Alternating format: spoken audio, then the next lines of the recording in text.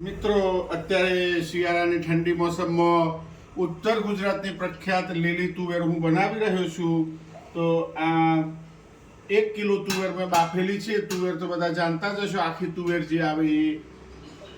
2 kilo ડુંગળી crush કરી છે, 250 ગ્રામ લીલું લસણ છે, 200 ગ્રામ 100 ગ્રામ જે સૂકું લસણ લેતા હોય એ લેવાનું, 100 ગ્રામ આદું લેવાનું, લીલા મરચાં બધાની પેસ્ટ કરેલી છે, 1 કિલો ટામેટા છે મિત્રો, 1 કિલો તેલ છે, અને આ મરચું, મીઠું, હળદર, ગરમ મસાલો સ્વાદ મુજબ મેં પલાળેલો છે. કેમેરામેન તમને આ બતાવે છે આ બધી આઈટમો. તો પૂરો વિડીયો તમે સ્ટેપ બાય સ્ટેપ હવે નિહાળો મિત્રો. સર્વપ્રથમ મિત્રો આ રીતના આપણે ડુંગળી ફ્રાય કરવાની છે એ પણ તમને જણાવી દઉં, કારણ કે ડુંગળી શેકાતા તો મિત્રો વાર લાગતી હોય છે એ પણ તમને જણાવી દઉં. તો પહેલાં ગ્રેવીનો બ્રેડ તૈયાર કરવો પડશે.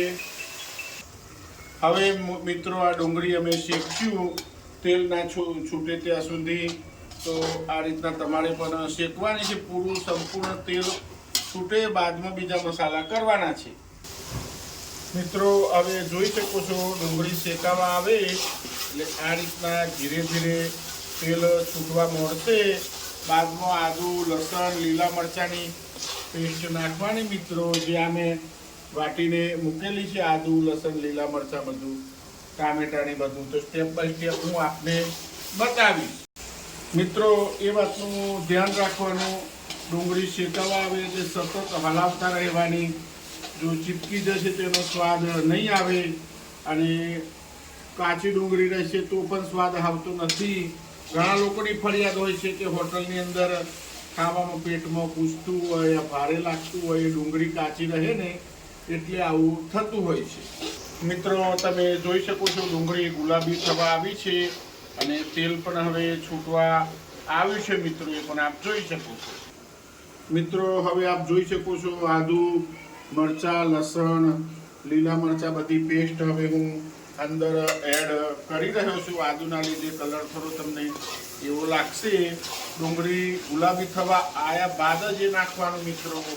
આ જો પહેલાં નાખશો તો ચીપકવા મળશે, એ પણ તમારે ધ્યાનમાં લેવું.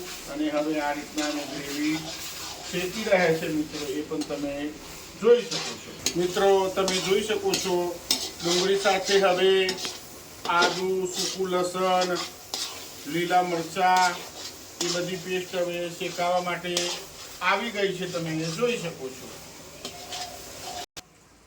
મિત્રો હવે લીલું લસણ નાખશું, એ પણ તમે મારી સાથે જોઈ શકો છો, જેથી કરીને આ ગ્રેવીની અંદર સરસ મજાનું શેકાઈ જાય. એ પણ તમે અત્યારે નિહાળી રહ્યા છો. મિત્રો હવે આ 1 કિલો પાકા ટામેટા હું નાખી રહ્યો છું, એ પણ તમે મારી સાથે જોઈ શકો છો અત્યારે. મિત્રો હવે ટામેટા પણ શેકાઈ જવા આવ્યા છે. બાદમાં આ મસાલો જે અમે પલાળીને રાખ્યો છે એને એડ કરવાનો છે, એ પણ હું તમને બતાવું છું સ્ટેપ બાય સ્ટેપ. તો તમે પણ આ રીતના મારો વિડીયો જોઈને ઘરે ઉત્તર ગુજરાતની પ્રખ્યાત તુવેર ટોઠા ખાઈ શકો છો. અને કોઈ વધારે ગળ્યું ખાતું હોય, ઓછું ગળ્યું ખાતું હોય, એ પ્રમાણે ગોળ પણ તમારા સ્વાદ મુજબ નાખી શકો છો. અમે ગળ પણ નથી ખાતા તો એવોઇડ કરીએ છીએ મિત્રો. તમે ખાતા હોય તો નાખી શકો છો. હવે આ પલાળેલો ગરમ મસાલો હું નાખી રહ્યો છું.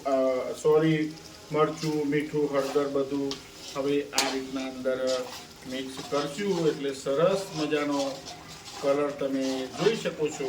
અમે રામદેવનું મરચું વાપરતા હોઈએ છીએ, તમે જે મરચું વાપરો એ વાપરી શકો છો. હવે આ કમ્પ્લીટ મરચું શેકાવા દેવાનું તેલ છૂટે ત્યાં સુધી, બાદમાં જ એનો સ્વાદ સારો એવો આવશે મિત્રો. હવે મિત્રો આપ જોઈ શકો છો સરસ મજાની ગ્રેવીનો મસાલો તૈયાર થઈ ગયો છે. હવે પકવવાની અમે ગ્રેવી ચાલુ કરી દીધી છે. આ રીતના તેલ છૂટવું જોઈએ, બાદમાં જ એનો સ્વાદ આવશે. અને તમે પણ આ રીતના તેલ છૂટે બાદમાં જ તુવેર નાખવાની. હવે બતાવો કેમેરામેન, આ રીતના તેલ છૂટવું જોઈએ, બાદમાં જ એનો ટેસ્ટ આવશે.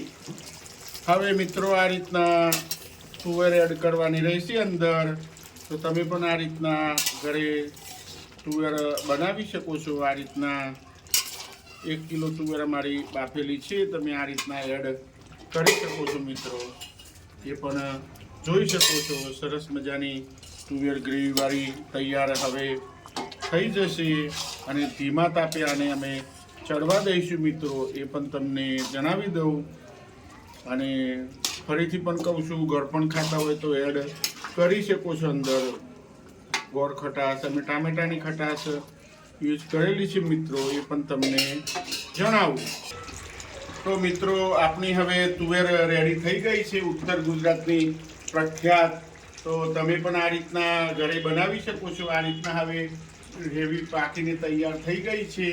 તો તમે મારો વિડીયો જોઈને ઘરે આ રીતના ઉત્તર ગુજરાતની પ્રખ્યાત તુવેરના ટોઠા બનાવી શકો છો. વિડીયો સારો લાગે તો લાઈક કરજો, શેર કરજો, સબસ્ક્રાઈબ કરજો અને નજીકથી ફરીથી પણ તુવેર જોઈ લો મિત્રો.